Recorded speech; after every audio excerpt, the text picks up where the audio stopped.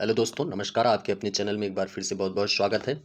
आज हम जीव विज्ञान के बारे में बात करने वाले हैं। ये प्रश्न हमने पुनरावलोकन से उठाया है। जीव विज्ञान की उप शाखाएँ कौन-कौन सी हैं और किस शाखा के अंतर्गत किसका अध्ययन किया जाता है, उस पे हम विचार करेंगे। ये ऑब्जेक्टिव टाइप के प्रश्न हैं।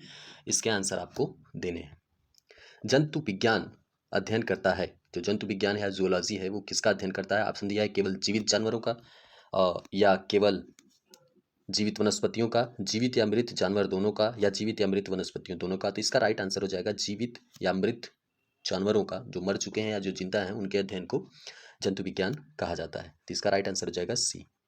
अगला प्रश्न है, फूलों के अध्ययन को क्या कहते हैं? ऑप्शन दिया है फ्रेनोलॉजी, एंथोलॉजी, एग्रोस्टोलॉजी या पेलिनोलॉजी। तो इसका राइट आंसर हो जाएगा एंथोलॉजी। फ्रेनोलॉजी के अंतर्गत हम दिमाग का अध्ययन करते हैं। एग्रोस्टोलॉजी के अंतर्गत जो एग्रोनॉमी होता है, उसमें हम घासों का अध्ययन करते हैं। और पेलिनोलॉजी के अंतर्गत हम अध्ययन करते हैं पॉलन ग्रेन्स का। पॉलन ग्रेन, जो फूलों में पॉलन होता है, उसका अध्ययन हम करते हैं। अगला, कीटों के अध्ययन को क्या कहते हैं? जो कीटों का अध्ययन होता है, ऑप्शन दिया है एक्थियोलॉजी, एंटमोलॉजी, पैरासिटोलॉजी या मेल्कोलॉजी।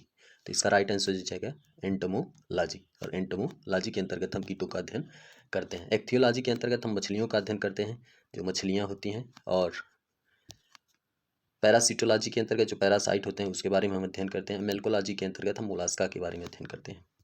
अगला प्रश्न दिया है कि निम्नलिखित में से कौन सा विषय जनसंख्या और मानव जाति के महत्वपूर्ण आंकड़ों का अध्ययन करता है या उससे संबंधित है? ऑप्शन दिया पारिस्थितिकी विज्ञान, आनुवंशिकी, जननांकी या वायरोलॉजी या वायरस विज्ञान। तो इसका राइट आंसर हो जाएगा जननांकी, डेमोग्राफी। इसके अंतर्गत हम जनसंख्या और मानव जाति के महत्वपूर्ण आंकड़ों के अध्ययन के बारे में जानकारी प्राप्त करते हैं। अगला प्रश्न है, विभिन्न संस्कृतियों के वैज्ञानिक विवरण के तुलनात्मक अध्ययन को क्या कहा जाता है? ऑप्शन दिया है एथनोलॉजी, इकोलॉजी, एथनोग्राफी या एथिक्स। तो इसका राइट आंसर होगा एथनोलॉजी।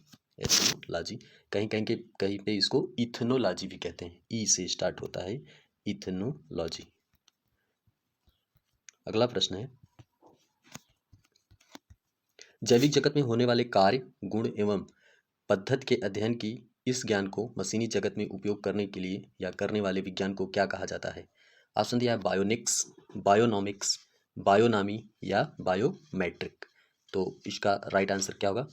बायोनिक्स, बायोनॉमिक्स, बायोनामी या बायोमेट्रिक। तो इसका राइट आंसर होगा बायोनिक्स। बायोनिक्स के अंतर्गत हम जैविक जगत में होने वाले कार्य, गुण एवं पद्धतियों का अध्ययन एवं उसके अजैव तंत्र से आशय मशीन से है, उसके संबंध का ज्ञान हासिल करते हैं।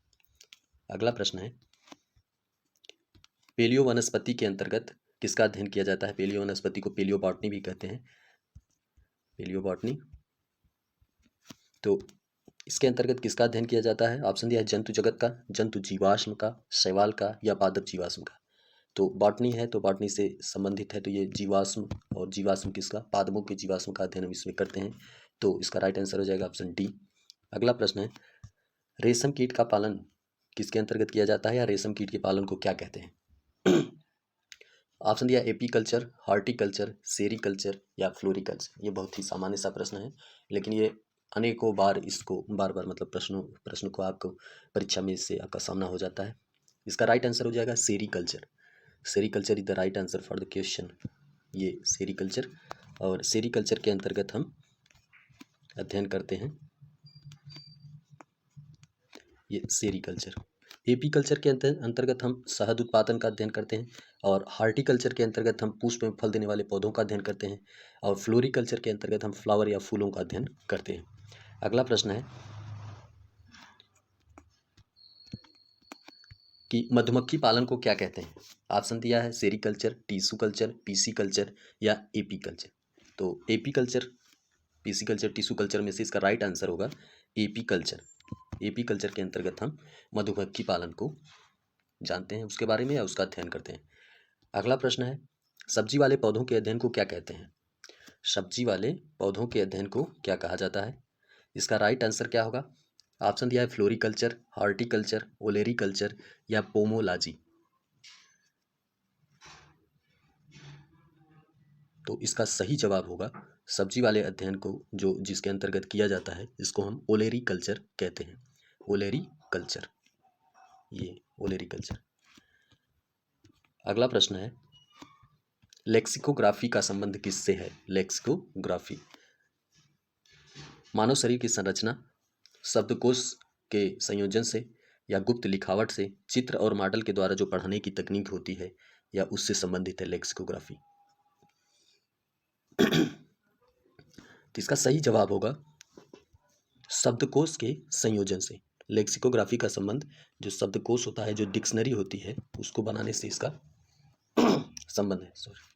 अगला प्रश्न है विटीकल्चर। विटीकल्चर का अध्ययन किस चीज़ के लिए किया जाता है, या विटीकल्चर के अंतर्गत हम किसका अध्ययन करते हैं?